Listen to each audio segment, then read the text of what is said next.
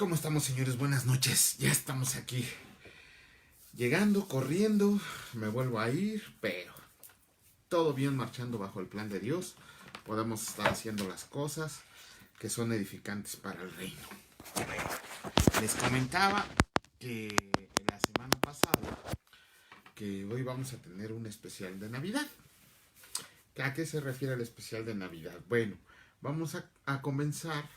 Bueno, antes que nada, antes de comenzar, les voy a pedir un favor a todos aquellos que estén presentes. Un favor bien grande. Hay un hermano que ha caído otra vez en desgracia. Por favor, quisiera que todos elevaran una oración por él cuando puedan.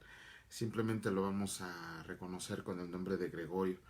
Que pidamos que el Señor lo levante, que lo restaure y que vuelva a ser el hombre de familia, el varón de Dios que está llamado a ser. Ahí se los encargo, por favor, que en sus oraciones esté esta situación. Bueno, ahora sí, vamos a empezar con lo que les había dicho. Hoy no vamos a ver conceptos básicos de cristianismo, hoy no vamos a ver apologética, hoy no vamos a ver hijos del reino. Hoy vamos a ver un especial de Navidad. Como todos sabemos, hoy han anunciado mucho en las noticias. Perdón, me voy a tomar una tacita de ponche, les digo, vengo llegando. Y la verdad sí ando ahí medio sediento y con ganas de ese ponchito. Además está bien rico. Bueno, entonces les decía, hoy vamos a ver uno de los grandes, por así decirlo, una de las grandes cosas que nos han enseñado acerca del nacimiento de Jesús, de nuestro Salvador, de nuestro Rey. Vamos a ver cómo se ha ido modificando este asunto acerca de cómo nos ha pintado la tradición, la historia, de que Jesús nació en un pesebre, en un establo rodeado de animales y que nadie lo recibió. Nada que ver, nada, absolutamente nada que ver. Miren, para empezar, recuerdan que la historia, la tradición nos comenta que Jesús y María venían de Egipto, venían regresando por lo del famoso censo, pero María venía embarazada y ya estaba en momentos de dar a luz y que nadie los quiso. Bienvenido, mi Rafita, ¿cómo estás? Dios bendice tu vida, qué bueno verte aquí. Y entonces nos dicen que nadie los quiso recibir y que se tuvieron que ir a meter a una cueva, en un establo, y que ahí rodeados de animales sin que nadie los atendiera, y que ahí nació nuestro buen Jesús, y que fueron unos pastores a visitarlo y que solamente ellos. Nada que ver. Y ahorita se los voy a platicar. Miren, para empezar, por ahí dicen que Jesús y María venían sufriendo en un camino. Ese es un primer mito que no debemos de creer, porque el camino que venían no era desértico como nos los han pintado en las películas, en las fotografías, en la historia. No, era un camino bien hermoso. Había árboles frondosos por todos lados, frutales. En esos tiempos, acuérdense que la parte de Belén está muy por encima del nivel del mar, entonces se daba ahí mucho el cultivo, se daban mucho los árboles. De hecho, acuérdense ¿cómo se llama? De los viajes de Pablo narrados en Hecho, pasaba ahí por un camino donde hay leones y hasta la fecha se siguen conservando los árboles que había, la vegetación. Si ahorita hay vegetación que sí ya está muy desértico, imagínense en el tiempo de Jesucristo. Todo era un camino muy hermoso, muy, muy hermoso. Segundo, dice la historia, la tradición, que nadie quiso ayudar ni a María ni a José a hospedarse, a tener un lugar donde quedarse, porque ya no había lugar en un mesón, porque ya no encontraron un lugar en donde poder pasar esa noche, y más que María estaba embarazada, ¿no? Bueno, pues también eso es una total mentira, así es un mito, porque en realidad, si nos vamos a Mateo y a Lucas en la genealogía de Jesucristo, ¿de quién descienden tanto Mateo como María? ¿De quién descienden? Los dos descienden de David. De David, el ungido de Dios, el favorito de Dios, el consentido de Dios, el rey más grande de Israel. O sea, era la persona más importante de Israel, uno de los reyes más venerados de Israel. De ahí viene el linaje tanto de José como de María, ¿no? Miren, yo estoy saliendo frecuentemente a Oaxaca y me sorprende la hospitalidad de las personas. Digo, todas las veces que he ido, nada más voy a echarle bronca a la gente. La primera vez me bronqué con unos. La primera vez fue con unos tipos que se estaban ahí queriendo pasar de lanza con el río que hay en esa región a donde voy. La segunda vez fue a parar a una empresa que, señora Patricia, bienvenida, Dios bendice su vida. La segunda vez también fui a parar ahora a otra empresa que también estaba sacando los recursos de un río. Y esta vez que voy por tercera vez, voy a pelear unas tierras. Le digo a mi esposita armada, yo nomás voy a ese pueblo a hacerla de tos. Le digo, ya un día me van a linchar ahí, ¿no? Nada más me conocen porque voy a hacerla de tos. Bueno, una vez, hace 6 años exactamente, se volcó un camión ahí en un barranco y ahí anduvimos rescatando heridos, sacando pedazos de cuerpos, ahí, bueno, eso es otra cosa. Entonces, ahí me sorprende la hospitalidad, porque basta con que, Almita, el deleite de mis ojos, bienvenida, gracias a Dios por tu vida. Bueno, me sorprende Diana, bienvenida, Dios bendice tu vida, que sigas adelante en todos tus propósitos. Bueno, entonces les decía, basta con que yo diga, oigan, soy el esposo de la hija de tal persona, y se me abren las puertas de las personas que la recuerdan. Así, soy un desconocido para ellos, pero todos me reciben así, muy, muy bien. Esa es la hospitalidad de fuera, esa es la hospital de quienes hemos tenido oportunidad de ir a provincia, de ir con familia en provincia, nos damos cuenta que su hospitalidad es maravillosa, y siendo tú un completo desconocido, eh, siendo un completo desconocido, te reciben y te reciben con los brazos abiertos. De hecho, recuerden que México tiene la fama de recibir al extranjero con los brazos abiertos, que somos muy cariñosos, que somos muy calurosos. Ajá. Entonces, todos los que vamos a provincia nos reciben así, cuando vamos en buena onda, ¿no? Y bueno, entonces resulta, regresando a la historia, resulta que Patricia, bien, gracias. Resulta que José y María llegan a Belén. José ya era un hombre grande, ya era un hombre maduro. María tenía aproximadamente, vamos a hacer un cálculo rápido, luego les doy más o menos exactamente, pero tendría entre 17 y 20 años. Uh-huh. Estaba encinta, estaba a punto de dar a luz. Uh-huh. Venían viajando y llegaron de noche. Tanto José como María eran descendientes del rey David. Así lo marca la genealogía, así lo marca la palabra, tanto en Mateo como en Lucas. Cuando nos dan la genealogía, nos vamos a dar cuenta que los dos son descendientes en línea directa de David. No eran cualquier persona, ¿no? Por así decirlo, sino eran descendientes del más famoso de los reyes. Y llegan a Belén, ¿sí? Por ahí la historia y la tradición nos dice que anduvieron buscando un mesón donde quedarse y que no encontraron ninguno. Que al no encontrar ningún lugar, se tuvieron que ir a meter un establo. Para empezar, al ser quienes eran descendientes de David, ellos hubieran bastado con señalar su genealogía y tocar la puerta de cualquier casa para que se las abrieran. Imagínense qué iban a decir de esa persona a la que tocaran la casa y no quererlos recibir, siendo quienes eran. Y todavía más, iba una mujer en vías de dar a luz. Aún en este mundo caído en el que estamos, aún en esta situación en la que estamos viviendo, si nosotros vemos que sucede un accidente, ¿qué es lo primero que nos mueve en el corazón? Y siendo inclusive a veces sin ser hijos de Dios, sin creer en Dios o así, ¿qué hacemos? Tratar de ayudar. Siempre por lo menos nuestro primer instinto es tratar de ayudar. ¿Cuántas historias conocemos de mujeres que han dado a luz en taxis, en la puerta de un hospital, en escuelas, en elevadores? Pero estaba sola, no. Siempre hay gente que la está auxiliando.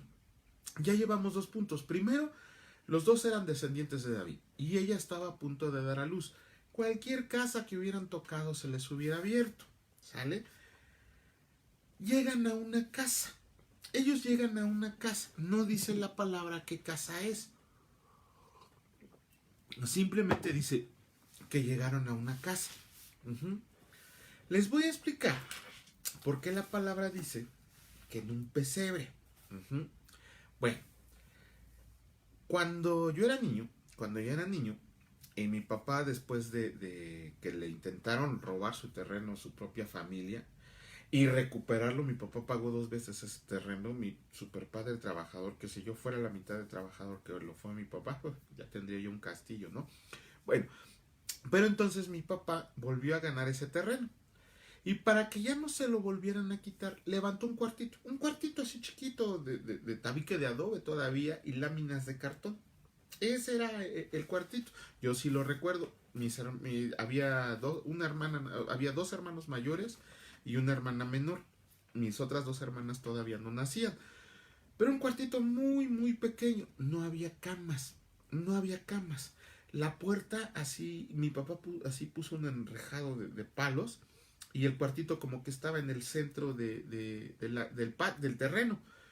Y el cuartito solamente tenía una puerta de madera que se arrastraba y se cerraba con un lazo. Sí, lo recuerdo perfectamente. Y toda la familia se acostaba en el piso, en un petate, en unos cobijas ahí. Y todos nos cobijamos. Tenía mi mamá unas gallinas, teníamos un perro. Pues el perro se dormía a los pies. Bueno, el perro se dormía a los pies, pero luego lo sacábamos, ¿no? Nos sacaba mi mamá patadas y andaba cuidando ahí la casa. Pero todos dormíamos en el mismo cuartito. Todos. O sea, yo ni frío pasaba, pues imagínense ahí. Éramos mi papá, mis 2 hermanos, mi hermana y yo. Éramos 6 personas durmiendo en un cuartito. No pasábamos frío, pero sí para nada.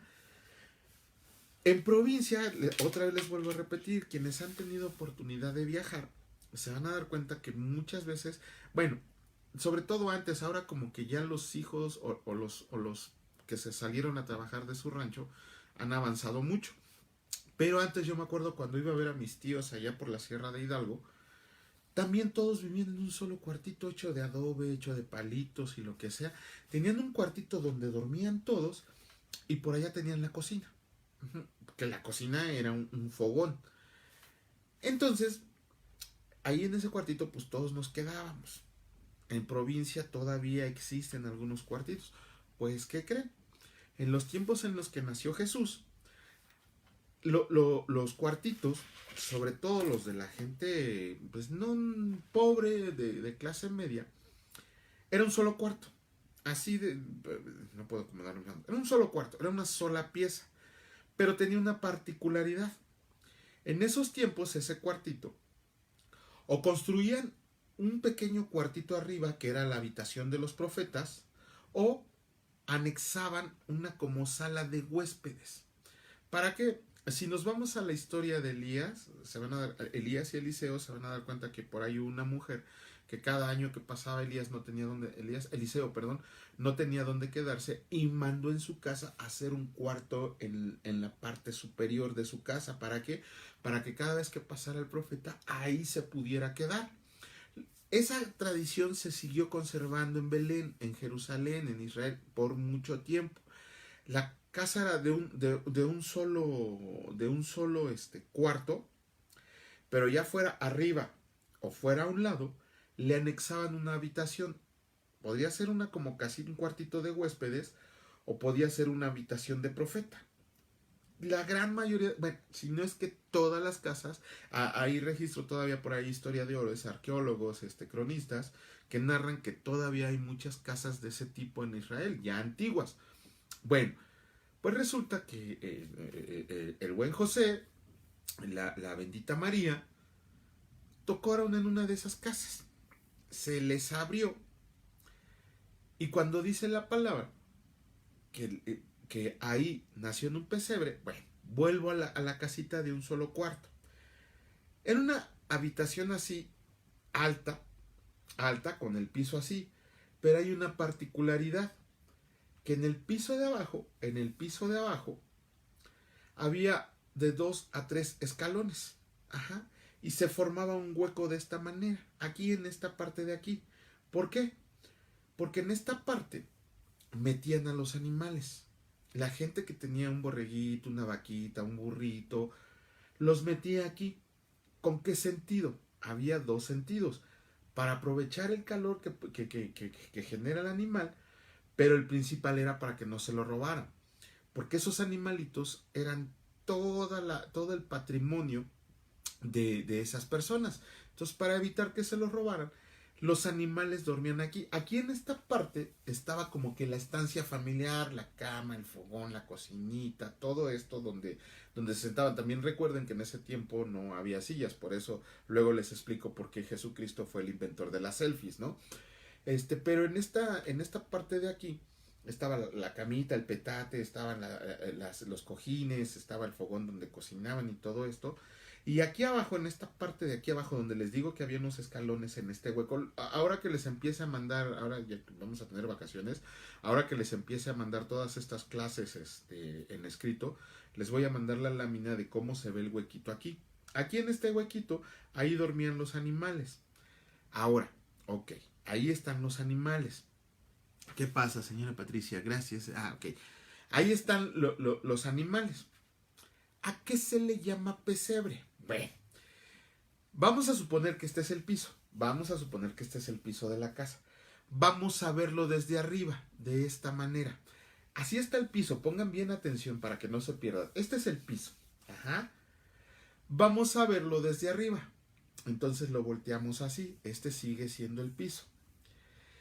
Acuérdense, aquí está el huequito de los animales. Aquí está el huequito de los animales. Ajá. ¿Qué había aquí en este piso? Bueno, había dos hoyos, dos cavidades, dos cositas ahí que habían escarbado. ¿Para qué? Para poner paja. Para poner paja en esta parte de aquí. En esta parte de aquí se ponía paja. ¿Para qué? Para que los animales comieran sin necesidad de subirse. Se los ponían a la altura de la cabecita para que en estos dos hoyos donde había paja, de ahí se alimentaran los animales. De ahí comían, de esos dos hoyos, ¿no? Ahí estaban. Eso es el pesebre. La palabra griega que se refiere a pesebre son esas dos cavidades donde se ponía la paja para poder alimentar los animales. Ahora, ¿qué pasa cuando el buen José y la bendita María llegan ahí? Ok. El dueño de la casa, cuando les dice que no tenía lugar disponible, no les está diciendo que los está corriendo.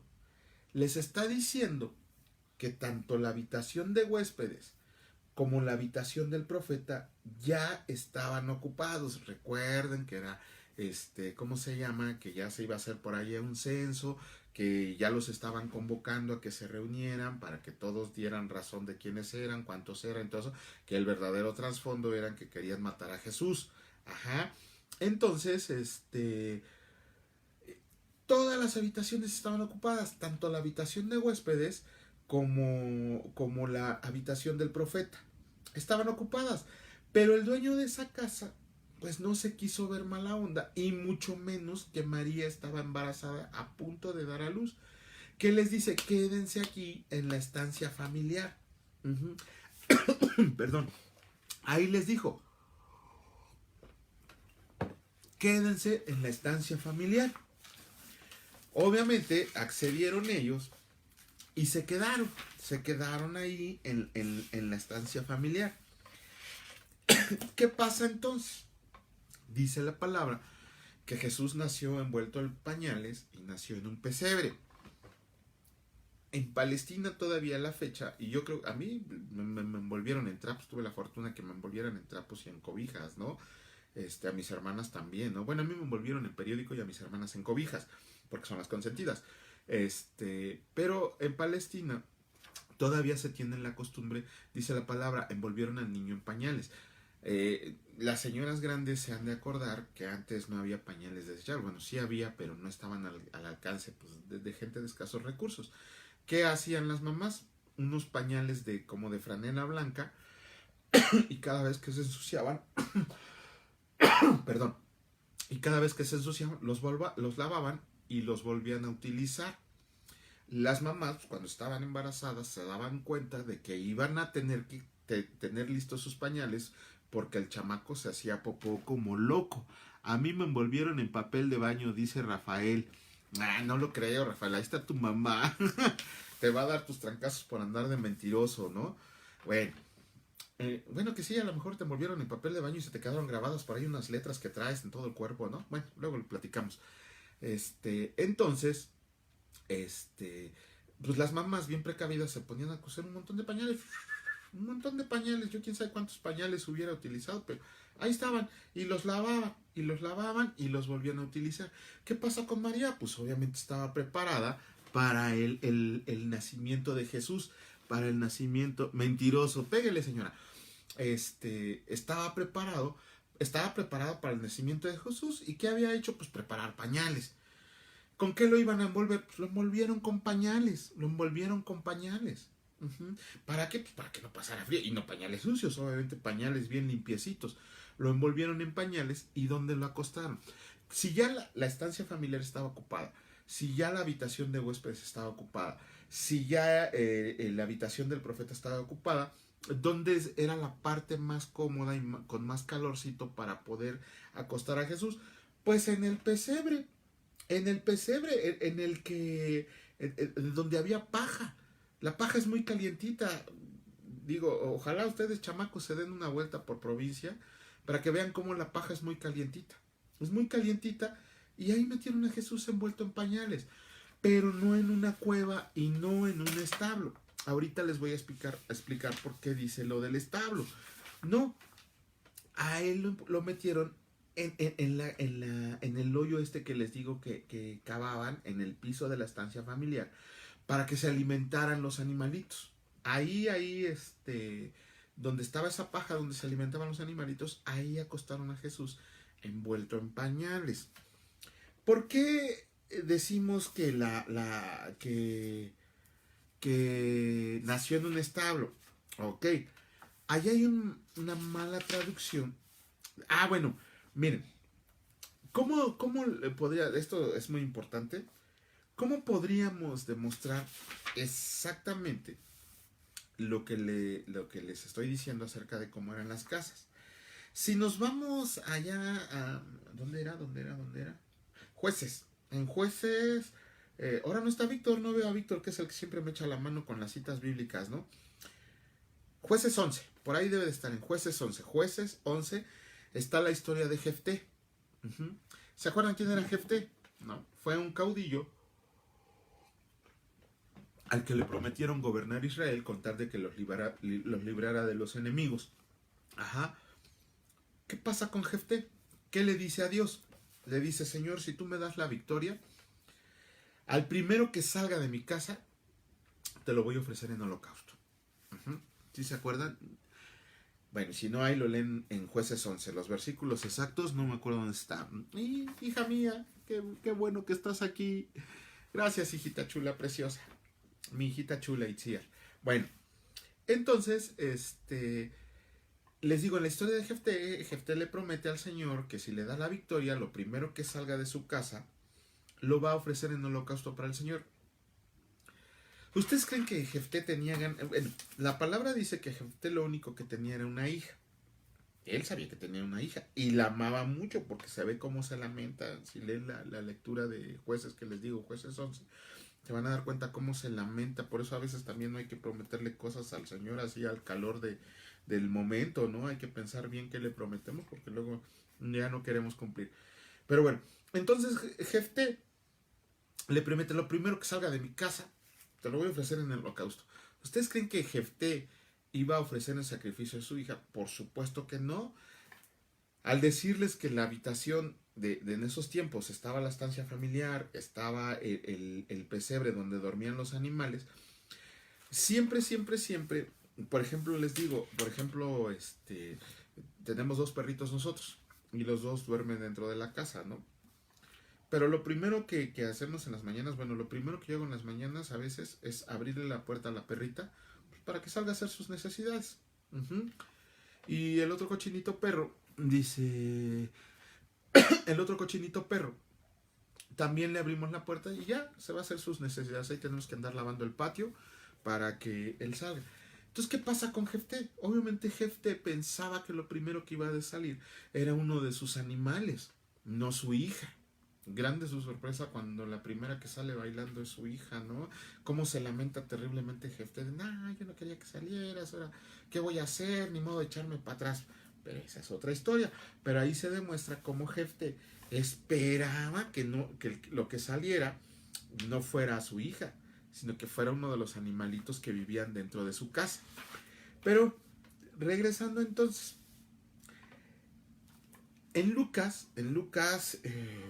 déjenme ver, por aquí anoté en Lucas, la historia de Navidad de Lucas, del nacimiento de Jesucristo viene en Lucas 2, ¿no? Por ahí corríjanme si me equivoco, por aquí lo anoté.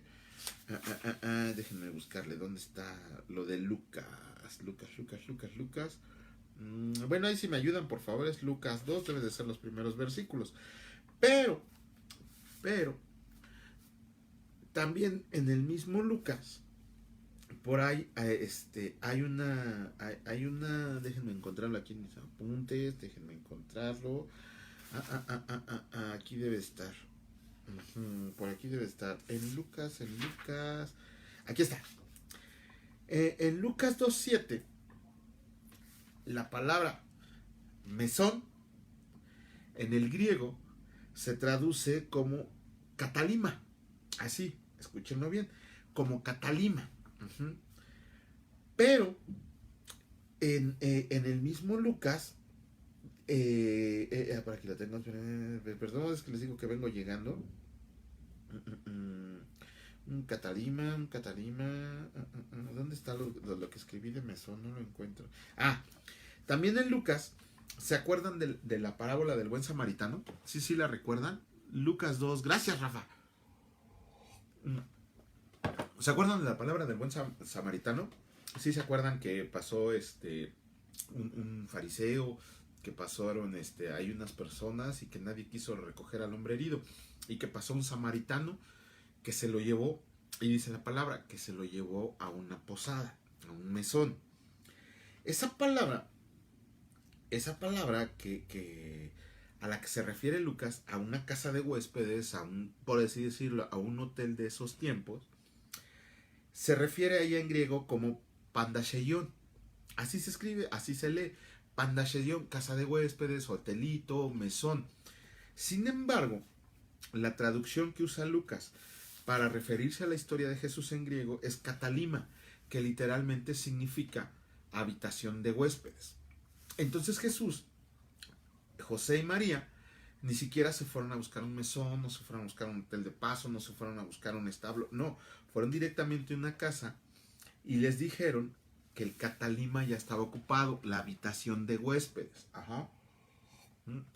Está bien rico. Entonces, al hablar de posada se utilizan dos palabras diferentes. La posada que se utiliza, el mesón que se utiliza, el lugarcito de paso que se utiliza para la parábola del buen samaritano es perdón, pandasheion, así se escribe.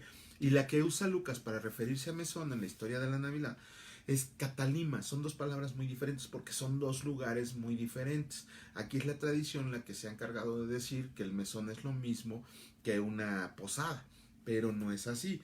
Entonces la habitación de huéspedes se llama catalima.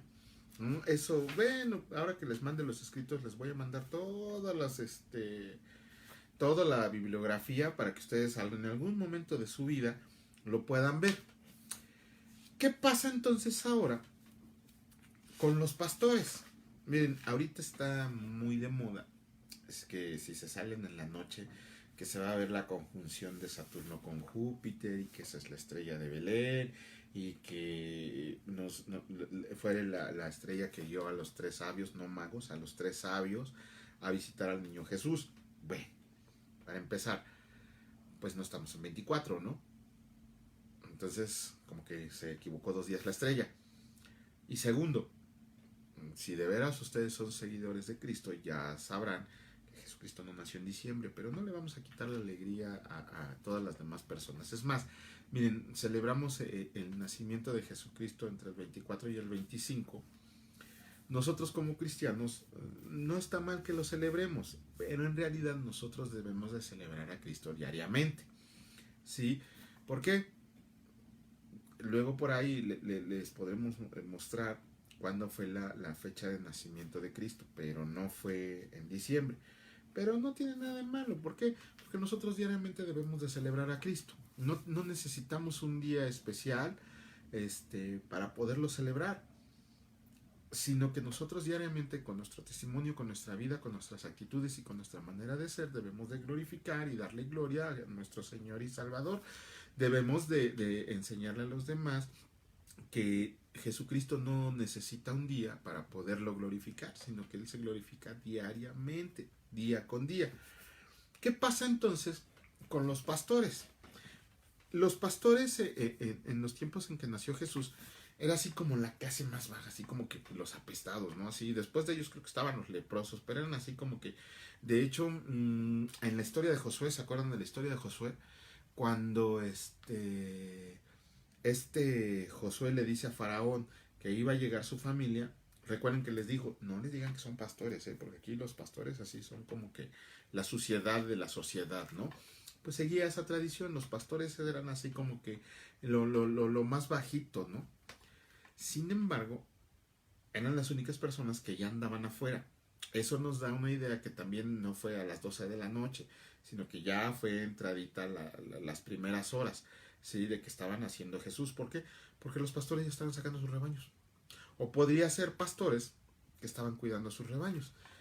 Y se les aparece el ángel. ¿Y qué les dice? Vayan y adoren al Salvador que ha nacido. Ajá. ¿Qué hacen los pastores? Bueno, si a mí se me aparece un ángel ahorita así a la de sin avisarme, pues me muero del susto. Ajá. Pero segundo después cuando veo que es un ángel, bueno, cuando el Señor me indica que es un ángel y enviado por Él, porque recuerden que también Satanás se disfraza de ángel de luz, aguas. Pero entonces cuando recibo la confirmación del Señor, que si es un emisario de Él, que si es un mensajero de Él, pues entonces le hago caso y voy a visitar al niño Jesús. Los primeros que llegaron antes que los magos, antes que los parientes, antes que quien fuera, fueron los pastores. ¿Por qué? Porque desde ahí se demuestra que Jesucristo vino a salvar lo que se había perdido. Vino a aquellos que necesitaban curarse de su enfermedad. No vino por sanos, no vino por fuertes. Ajá. Vino por todos aquellos que estamos caídos en desgracia, muertos en pecados y a quien por nosotros la sociedad no daba un peso, por los que los demás no daban un peso. A esos vino a buscar Jesús. Pues desde ahí se da muestra de su ministerio. En vez de llamar a los doctores de la ley, a los gobernantes, a los reyes de que fueran a adorar al niño Jesús, a quienes llamó a los pastorcitos de Belén. ¿Y qué hacen los pastores de Belén? Ahí van, tocan a la casa, abren y lo primero que ven es la imagen del recién nacido acostado en un pesebre, envuelto en pañales, acostado en la estancia familiar, en la cavidad que habían cavado. Y les dice el Espíritu Santo, hoy ha nacido un Salvador. ¿Qué hacen los pastores? Se regocijan y después de adorarlo se van dándole gracias a Dios por todo lo que han visto y han oído. Ya el miércoles vamos a ver otra parte, pero hoy entonces vamos a terminar diciendo, primero que nada, Jesucristo, si bien nació rodeado de animalitos, no nació en una cueva ni nació en un establo, nació adentro de una casa.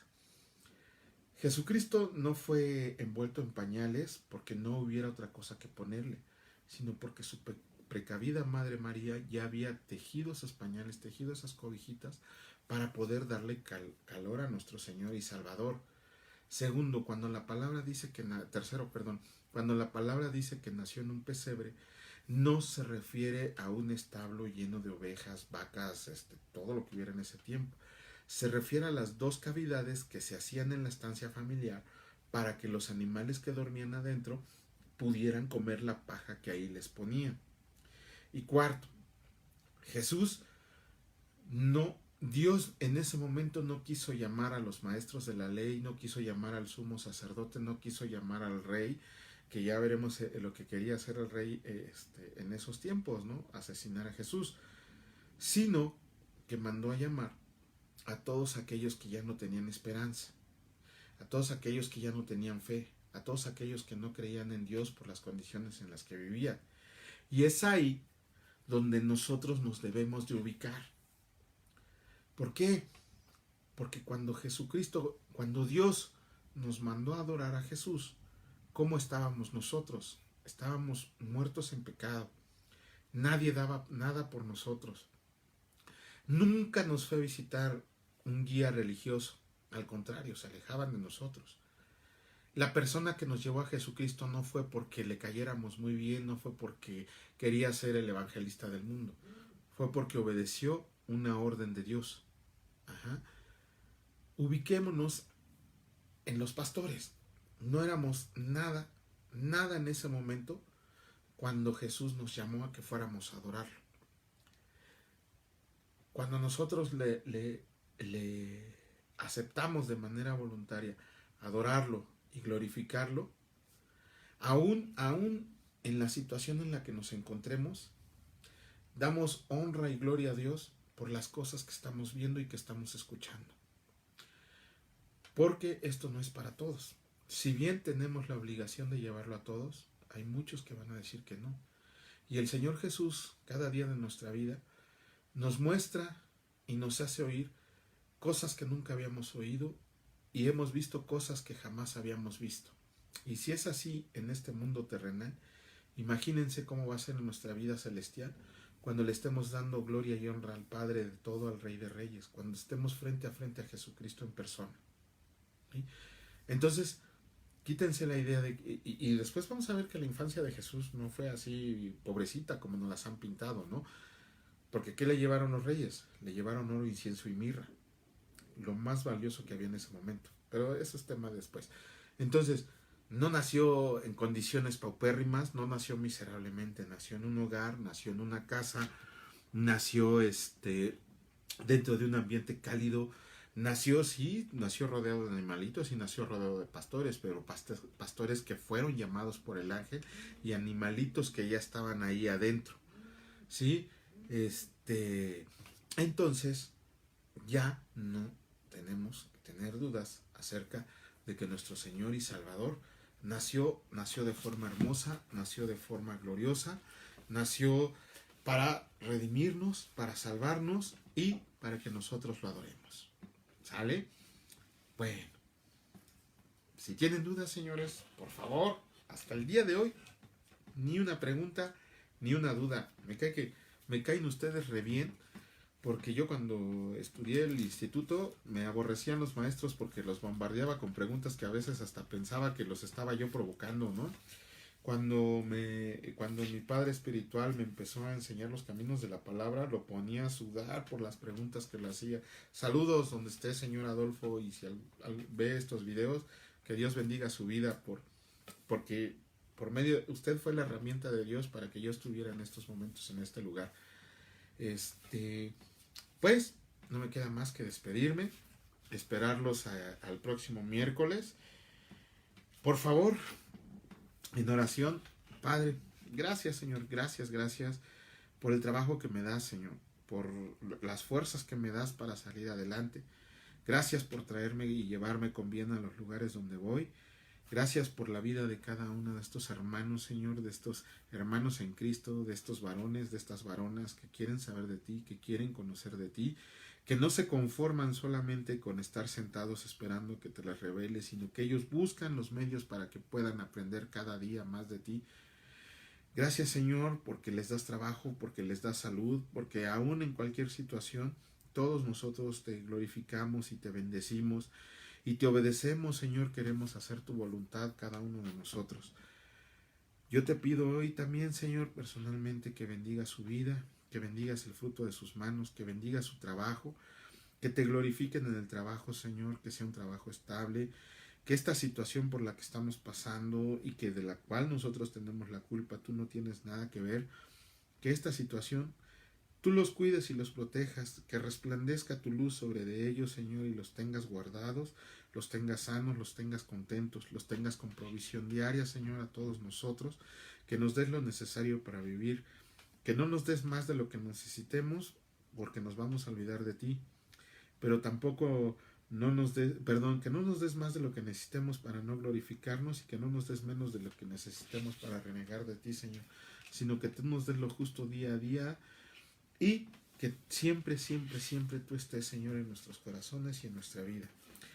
Te pido hoy, Señor, y les pido a ustedes, por favor, que levanten una oración por nuestro hermano Gregorio, para que el Señor lo levante, para que el Señor lo restaure, para que vuelva a ser ese hombre de familia, ese hombre trabajador que busca el bien de su familia, para que no caigan las mentiras de Satanás, para que salga adelante de esta situación y para que él vuelva a tener esa íntima comunión que tenía contigo.